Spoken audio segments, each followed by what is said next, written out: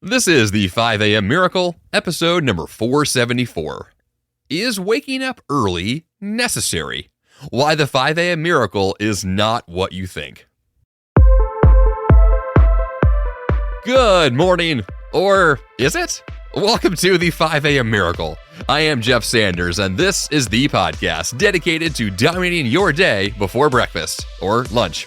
My goal is to help you bounce out of bed with enthusiasm, or not, create powerful, lifelong habits, or just some habits occasionally, and tackle your grandest or smallest goals with some maybe awesome energy.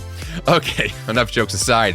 In the episode this week, I'm going to break down what the 5 a.m. Miracle actually embodies, why you should consider all of your options, and why you should ignore my advice all the time. Or sometimes. We'll find out. Let's get to it.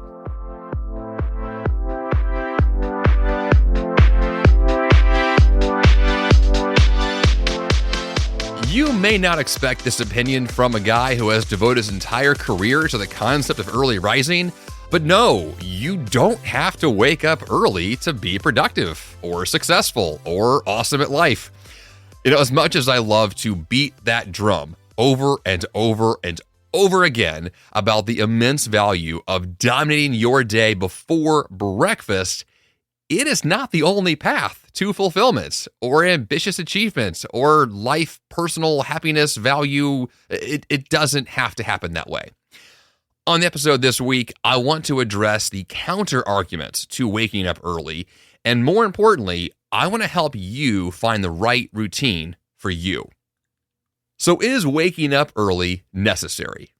Well, the obvious answer is no, as I've just stated multiple times, but I want to go back to the origin story of the 5 a.m. Miracle and why I decided at some point in my life that waking up early was necessary, that it was important.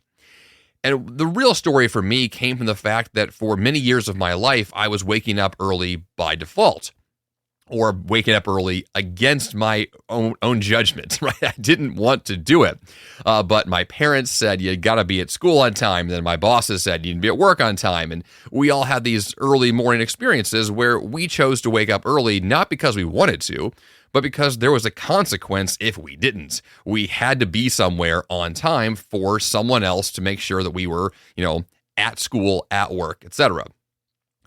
But I reached a point in my mid-20s where I was waking up at the last minute. I was stressed out in my morning routine because I was trying to maximize my sleep and wake up literally as late as possible and then rush really fast, get ready, leave the house. And I wanted to change that feeling. I didn't like my stressful mornings. And so I began to go to bed earlier, and then I would wake up earlier and have an actual morning routine that was peaceful, that was calm, that was productive, that was healthy. And the 5 a.m. Miracle was born from that experience where I wanted my day to start off better. And so I chose 5 a.m. because it fit with my work schedule at the time. It gave me enough time to say these morning hours can be valuable, and then I can still be at work on time and feel great when I get there. So that was where it all came from. But as the years have progressed and I eventually became an entrepreneur and worked for myself and then later on had kids, these different seasons of life have all challenged me in different ways to ask these questions of what does an early morning mean to me? Is 5 a.m. a required time? Is it optional? Is it productive still? Is it backfiring on me? What is my ideal life in this season? So I've asked those questions 100,000 times trying to figure out, number one, does this podcast still make sense, right? Can I continue to, praise early mornings every single week on this show? And at the end of the day, the answer is, of course, yes. I am 100% still in love with productive usage of your time, of waking up and doing something that matters. I love that concept, always have, probably always will. But of course, the specificity around 5 a.m., that of course is optional for you. You can choose any time you want that makes sense. But does the early morning aspect have to be part of this? Does this element of I have to be an ambitious high achiever who is aggressive and disciplined and is up before the birds are singing and I'm doing this thing because, this guy in this podcast told me it's awesome, so here we go.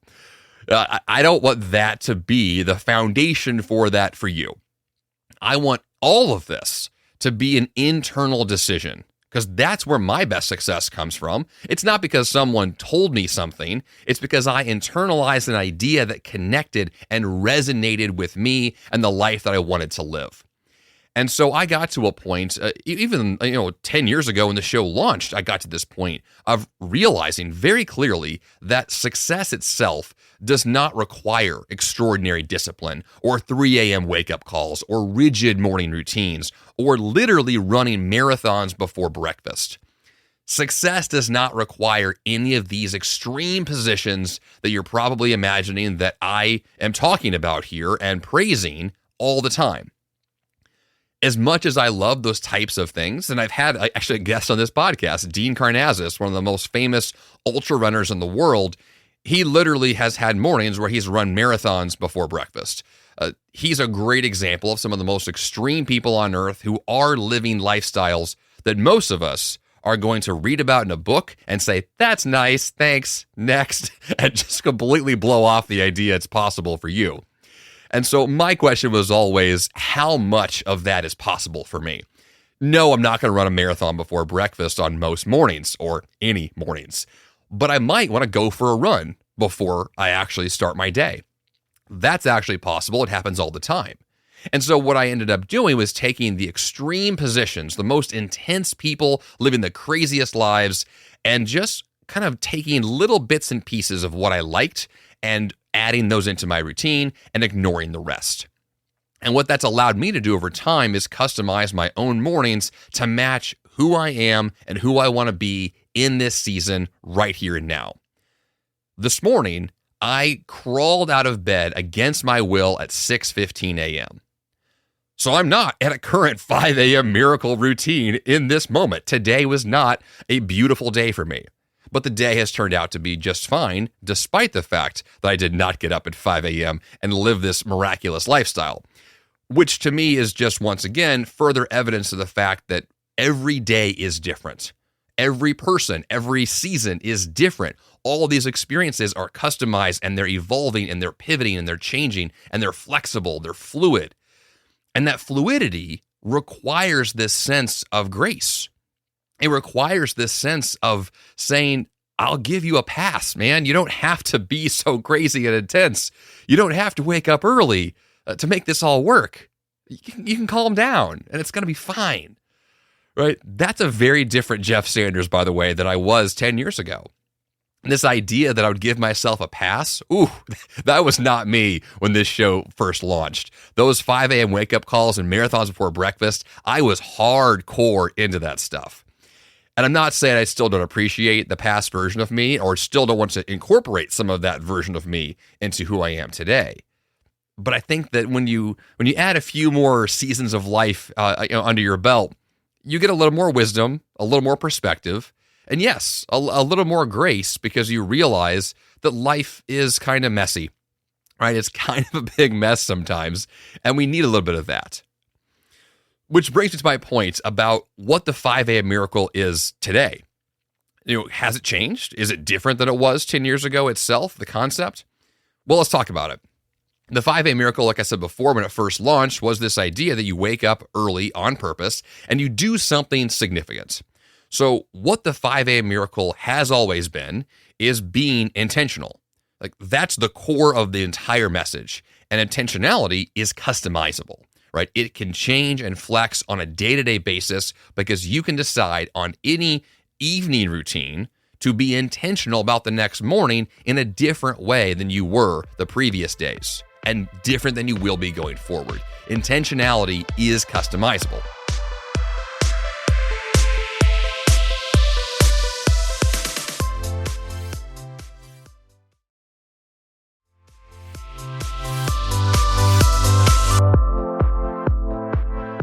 The 5 a.m. miracle is choosing your mornings on purpose because that's the life you want to live for tomorrow. It is defining, in theory, your ideal life on paper the night before. This is a concept that I have, over time, I have done less of, but it's one that whenever I change my habits, I do this immediately, which is to write down what I want. And that sounds so obvious, but people don't do this.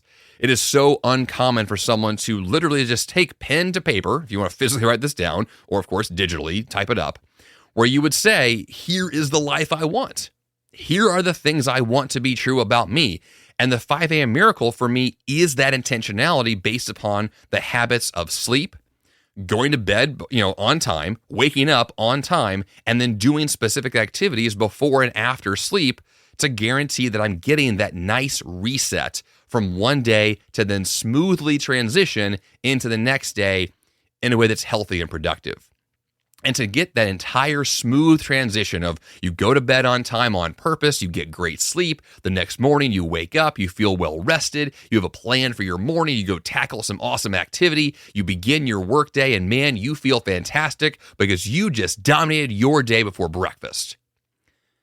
That lifestyle can be possible for you. It is possible for you. And for me to make that happen, I have to write it down. I have to define what this is on paper. That's the intentional part in action. That's the execution of intentionality, is making it more tangible. So once you've done that, you then know your schedule inside and out. You know your plan very well because you designed it.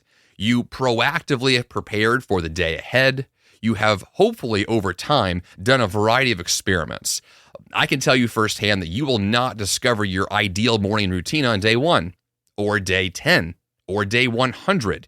You will have to experiment for the rest of your life because, once again, every season is different. Every day is different. And the experimentation will give you more information about who you are, what you enjoy, what you don't. My friend Mike Vardy from a Productive Conversation podcast is a late riser and also a productivity guru, and he absolutely thinks that what I do is not for him. He is very much in the camp of go to bed later, and it works for him. And I'm in no way going to knock that lifestyle, even though it's one I don't tend to choose as often. It is one that can and will work. And if you do experiments and you find out, well, hey, for my work schedule, for my energy cycles, for my goals I'm achieving, it actually makes more sense for me to stay up later, wake up later, do things differently, ignore Jeff's advice. If that's where you're at, that's totally fine. That's, once again, intentionality is the point. The final component of what the 5 a.m. miracle actually is, and this is the basis of the intentionality component, is focus. You are intentionally focusing on, hopefully, one objective each morning. The reason why the 5 a.m. miracle, I think, stands out from other morning routines and differentiates from other similar guys and gals who are out there teaching these kinds of routines is I teach the idea that a miracle is you have done something with your morning. That's the miracle, right? The 5 a.m. part, of course, we decided is optional or customizable. But the miracle part for me is not. Because what the miracle is saying something significant happened. I did something with my morning. The domination, right, to dominate your day before breakfast, you are going to do that because you did something. It wasn't just a stressful scramble, right? You didn't just, jump out of bed against your will, crazily put your clothes on, grab some coffee, run out the door, right? Like, you can choose to do that, but from my perspective, nothing significant took place there. All you did was add stress to your life. There was no healthy and productive forward action. And so for you to get to a point where your morning routines are healthy, they are productive, they are pushing your goals forward, well, then you have to actually do something that pushes them forward. And that could be something as simple as 15 minutes of yoga. It could be half an hour of reading your next favorite book. It could be, 1 hour spent journaling and writing and brainstorming. It could be a morning workout, going for a run at the park. It doesn't matter, right? You choose your thing. But when you focus on one specific objective and you do that thing, it actually happens. You planned for it ahead of time. You had it on paper. You lived it out. You did it. Holy cow. The rest of your day will feel better because you did your thing. That's where, for me, the joy has always come from. I don't find joy going to bed early. I don't. I don't actually like that much. I don't find joy waking up at 5 a.m. I don't even find joy doing my morning routine.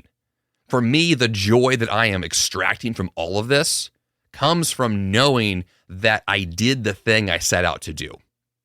The pride that I feel, the productive, emotional, hormonal response that I get of knowing I just did that and it went really, really well.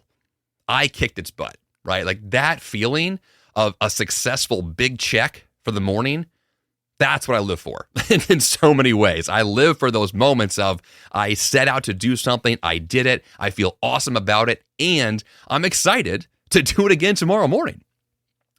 That to me is the miracle. That's what this whole thing is all about, is deciding to live on purpose, and then it actually happens. That's miraculous. Now, for any of that to be true, 5 a.m. or waking up early or these, very super early mornings, I don't think they're required for these experiences, but I do think that there is something significant about what they are. So the point of the episode this week was to be the counter argument to all of this. And I know I just kind of gave the 5 a.m. miracle speech here. So let's kind of go to what the 5 a.m. miracle is not. Let's see the opposite side of this for a second. First of all, waking up early is not for everyone. I mentioned Mike Vardy earlier, these late risers, these night owls. It's not for everyone, especially those who feel this need that their energy cycles don't peak in the mornings, that you actually might feel fantastic in the afternoons, right? Most people, if you have an early morning, the afternoons are going to be your slowest parts of the day, where energy really dips and you maybe take a nap, maybe you read a book or just really slow the pace of the day. If the early morning thing doesn't work for you and your energy is peaking later and you want to optimize when your energy is best, when your focus is best, which is what I've taught for years, optimizing those energy cycles, well, then you want to make sure your day is scheduled around how your life actually functions, how your body moves throughout the day. And if it's ebbing and flowing in a way that is incongruent with how you've been living, if there is a clash there, that the way you live and the way that you ideally should live are very different, you're going to feel it. You're going to feel it every single day because you're going to be tired. You're going to be stressed. You're going to be fighting against your calendar. And if that becomes your life, it's exhausting. It is stressful, and it's ultimately not productive or healthy. And you're going to know it because you're going to feel it in your bones. But the opposite's also true. When you leverage your energy cycles, when you lean in to your best self and your best rhythms, well, then all of a sudden you actually are in rhythm. Things are clicking, things are easy, things are smooth. And none of those things require a specific wake-up time. It just requires you to choose the time that fits for you. The second piece of what the 5 a.m. miracle is not is that it's not exclusive. Meaning that there's no required career path, there's no athletic minimums, there's no life experience that requires you to do something to qualify you to take your life seriously and do it on purpose, right? So the 5 a.m. miracle is not going to be some club you have to join, even though I actually have a 5 a.m. club.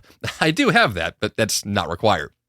The third thing, the 5 a.m. miracle is not waking up super early on very little sleep. Right, the number one piece of pushback that I've seen for years from this whole concept is that people assume that someone at 5 a.m. is waking up, once again, against their will, and they're doing so very, very tired, that they don't want to do it because 5 a.m. is painful and it hurts. Obviously, the focus here is not that. The focus is getting to bed early, on time, feeling well-rested because you actually are well-rested. You got all the sleep you needed. That's the goal. Like, I don't want anybody to be tired. I want you to feel great.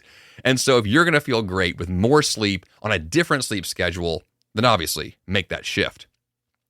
The final point here of what the 5 a.m. miracle is not is that it's not outlandish discipline.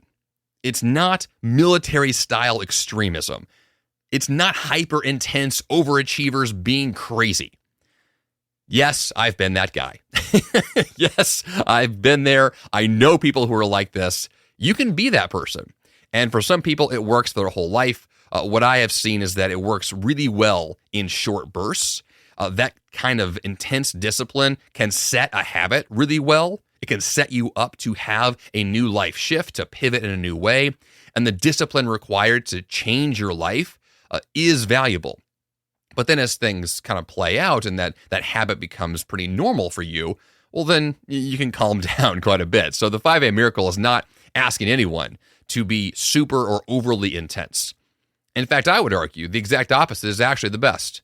That a calm wake up, that a peaceful entrance into the day, that an ambitious attitude done with a sense of, I've got this, I don't need to be crazy about this.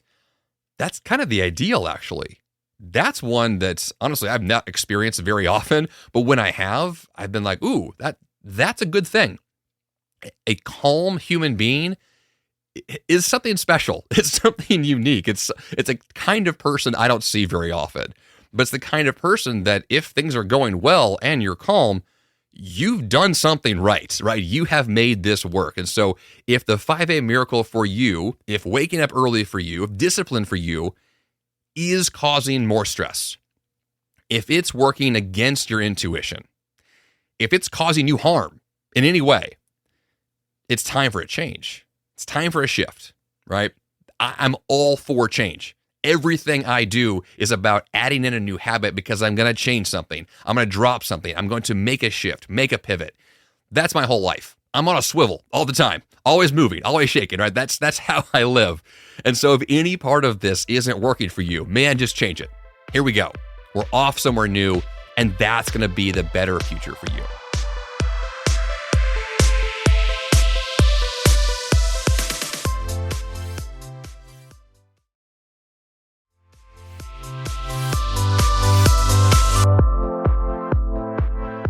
So where does this all leave you?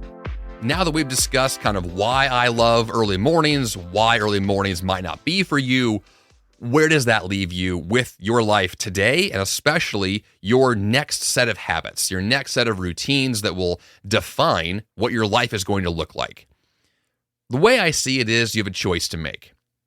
Option 1, you can wake up early on most days. You can follow a 5 a.m. miracle lifestyle where waking up early is your thing, and you're going to optimize those morning hours, get something significant done, and let that productive feeling carry into the rest of your day. Option 2, you can shift your calendar, shift your work schedule, live in some capacity of a late riser life. Honestly, I don't even know what this looks like. I was going to list off an example of a daily schedule of someone who made this kind of choice, but I don't know what that is like. I don't know what it means to be a late riser on a practical level. So if you have any advice on that, go ahead and email me, jeff@jeffsanders.com. I would actually like to hear from late risers who are doing really well to know, how does that work for you?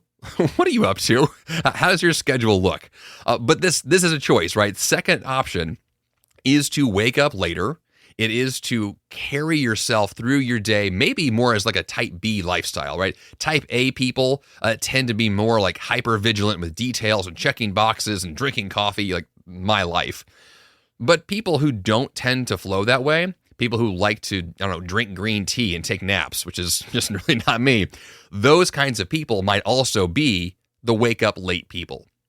And they might be onto something as far as, peace and harmony and calmness, things that I don't experience as often. So if you have any advice on that, once again, email me. Your third option here, your alternative here, is to flex your schedule. So this is where things, I think, are both perfect and dangerous. Let me explain. Ooh, danger. So the perfect element is that what I said earlier, which is that your daily life, your seasons of life are going to change. And so committing to a specific wake-up call every single day without fail is unlikely for most people. If you were to say, I'm going to go to bed at 9 p.m. every night, wake up at 5 a.m. every morning, get exactly 8 hours of sleep every night, I don't know a lot of people who live lives that are that consistent. What I see, definitely in my own life and that of people that I know, is that life is flexible. And you will flex your schedule just by the nature of what's required on a day-to-day basis. But there's a huge danger here. And the danger is that it would then cause you potentially to lose the intentionality piece, to simply be so flexible with your calendar, so loosey-goosey with your boundaries, that you don't have any boundaries anymore. And because of that, you're then going to actually lose out on what the 5 a.m. miracle provides. Those productive benefits I've discussed so many times will fade because your life's schedule will shift to such a degree that you're no longer as intentional as you have been before. Now, if you can master the balance between waking up early on purpose, flexing your schedule when you need to, on purpose, on paper, on your calendar every day, you can find a rhythm that works well here, one that allows you to identify the benefits you get when your life goes as planned, but then also the days where things are a little bit different and still find value in those days. And then, this is the key, pivot back to the early mornings when your schedule gets off. I would argue that most of my life is just that. It's pivoting back to old habits that I know are good. I'm going back to the gym after being gone for a while. I'm going to go back to a 5 a.m. wake-up call after having slept in way too many days in a row, right? We're going back to the healthy habits after our life has kind of gotten messy. So if your choice is wake up early on most or all days, which is a very disciplined life, and you can make that work, you go for it. If you're going to choose, once again, a later schedule life and make that work for you, also totally possible. But I would argue that most people fall into the third category, which is you're going to do both. You're going to wake up early some days, late some days. It'll be in the middle and other days. It's going to be flexible. But once again, the foundation for all of this, to know how to flex well, to be intentional with your time, is that constant desire to get back to what matters, to get back to your written schedule, back to the calendar you chose on purpose because you have goals. You have a plan. And if you just simply let things happen and you become more reactionary, then more fires will appear to be put out and more stressors will appear. And all of a sudden, every task is number one on your list. And you've reached that point of overwhelm where you've lost control of your day.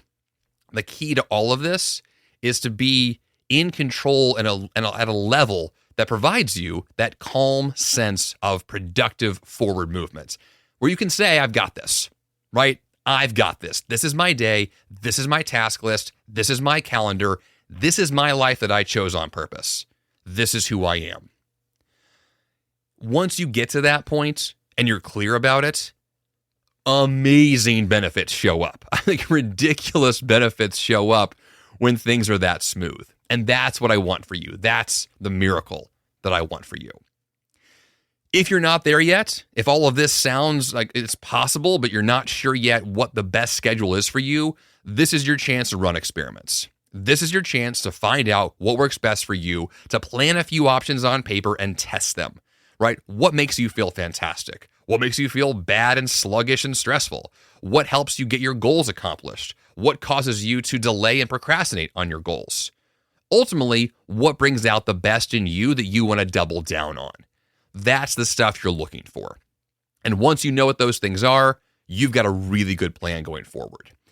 If you want a more structured approach to all of this, of course, you can buy my book, The 5 a.m. Miracle. You can find that at 5ambook.com.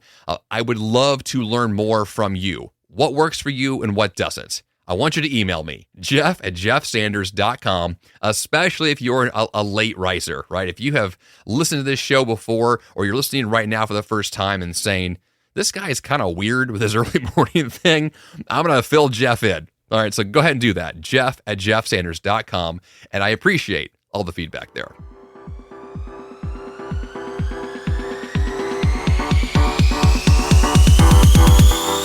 Hey, and for the action step this week, I want you to try a new routine. Even if you've been an early riser, I want you to do the opposite, and I want you to wake up late. That's right, I'm serious. If you have been a devout follower of this miraculous 5 a.m. routine, this is your chance to not listen to me. This is your chance to intentionally sleep in, to ignore my advice from the past. Because this is your chance to do the anti-5 a.m. miracle to see what happens. This is the experiment. This is the goal.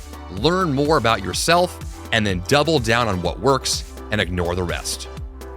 jeffsanders.com/474 is the place to go for the episode notes. And of course, subscribe or follow this podcast in Apple Podcasts, Spotify, or the app you're using right now on your phone. jeffsanders.com/subscribe gives you a ton of apps to choose from. And that's all I've got for you here on the 5 a.m. Miracle Podcast this week. Until next time, you have the power to change your life. And the fun begins, I would say bright and early, late and darker. I don't know. Anyway, it's fun somewhere.